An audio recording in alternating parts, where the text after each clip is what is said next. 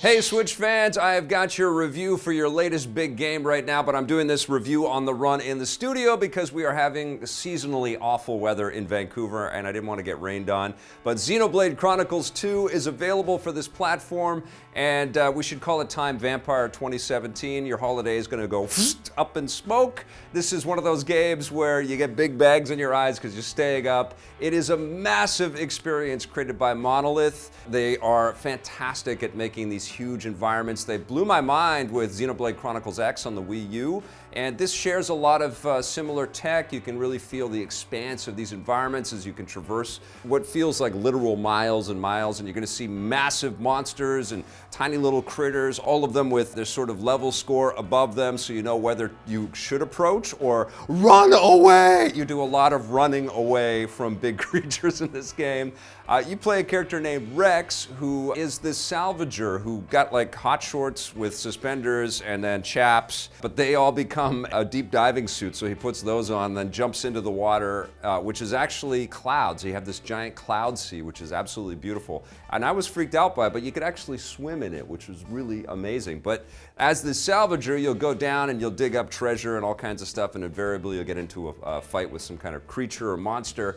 And you're very good at your job, so you get asked to go on this very special mission to go and retrieve this special item because you can salvage and scavenge and find things, right? And then things don't go exactly according to plan. Of course, it's a video game, right? And all kinds of maladies befall Rex, and he encounters a whole bunch of other characters that are called drivers, and they all have these very special weapons called blades, which are kind of living weapons, and they not only work as an offensive force, but they have some defensive capabilities as well. And I'm going to spoil a little bit here.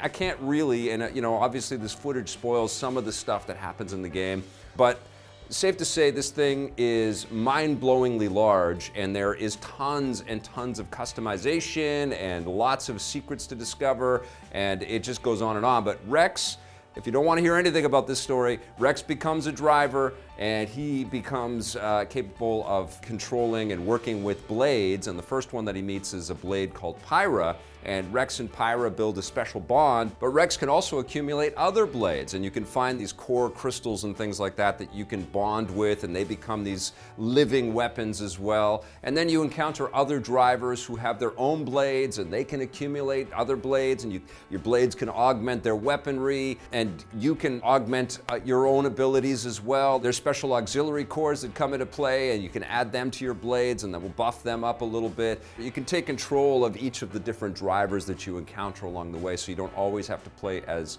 Rex. And you can have up to 3 different characters in your party, and they each have blades behind them as well, so it ends up being gone are the days where all of the characters on screen would collapse into one and you run around and then it opens up into this kind of turn-based battle.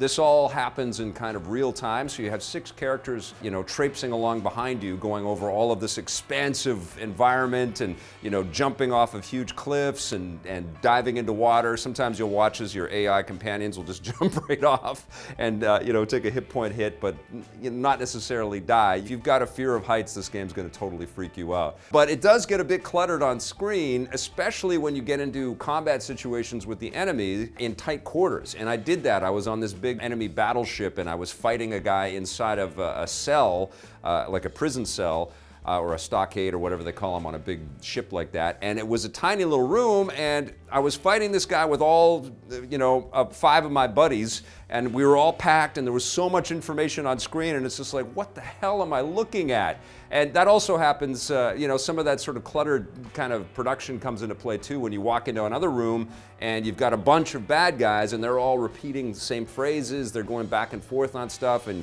your little mini army surrounds everything, and there's special effects and flashy things happening all over the place, and all of this statistical information and data is being flashed up with numbers up on screen. It does get a little messy, but it never ceases to be cool. Just the idea that all of this content, all of this information is flowing at you. And they did a smart thing with the combat as well, which kind of plays out like an MMO type of experience. It's a single player game, but it feels kind of authentically like you do have allies with you. The AI is not dumb. They will fight for you and with you. And it does feel like you're basically choosing your positioning and you go into this kind of auto combat thing, and then obviously you can level up the combat with boosters, and you've got meters and things that you're watching out for, and then you can activate sort of bonded attacks and special attacks, culminating in a level 4 super flashy attack where you're pounding on buttons and watching all kinds of fire or electricity or water effects, you know, flash all over the screen.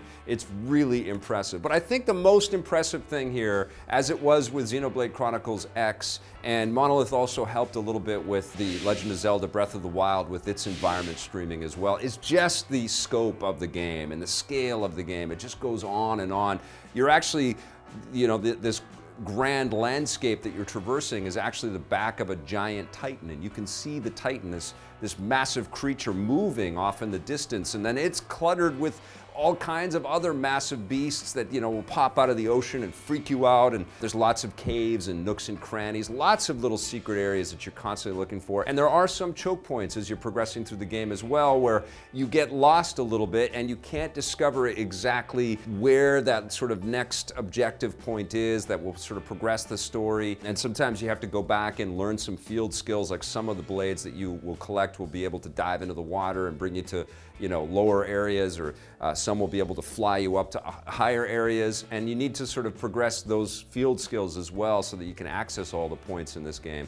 And you'll go into towns and you'll get sent off on side quests and other missions, and you'll find characters that will unlock new content, but also a new sense of ability within your party as well. I mean, the game goes on and on and on. There are systems on top of systems on top of systems, and I'm happy to report that it is hypnotic and it flows. Beautiful music compositions are also coming at you, and the visuals are actually very impressive. They're not, you know, super state-of-the-art, and I think the muted kind of minimalist design of Zelda was a more attractive look to me than this game, which is a little bit more cluttered with characters and with details, but it's still impressive. And I think the thing that makes it so impressive is that so much of it streams in real time, and you're just moving across grand landscape constantly in this thing.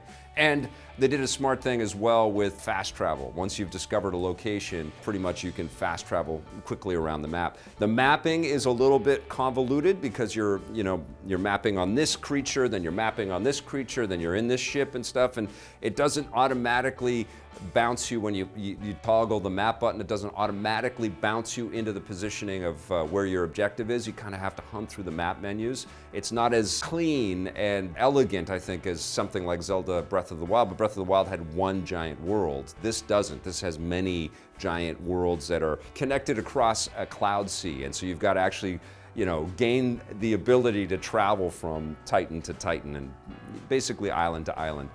It's astounding that this game also comes out in a year where, because Nintendo was involved in the production of this thing as well, but it's astounding this comes out in the same year as Zelda and Mario and all the other great Switch games. I think it caps off an incredible launch year for the Nintendo Switch. This is an excellent RPG. It's traditional in a lot of sense, so if you're not a fan of JRPGs, I don't know if this will convert you, but it's hard not to be impressed by the level of passion and the quality of the production and just the general effort to build this something this engrossing and this addictive and hypnotic. I really, really, really liked Xenoblade Chronicles 2. I'm gonna give it a 9 out of 10.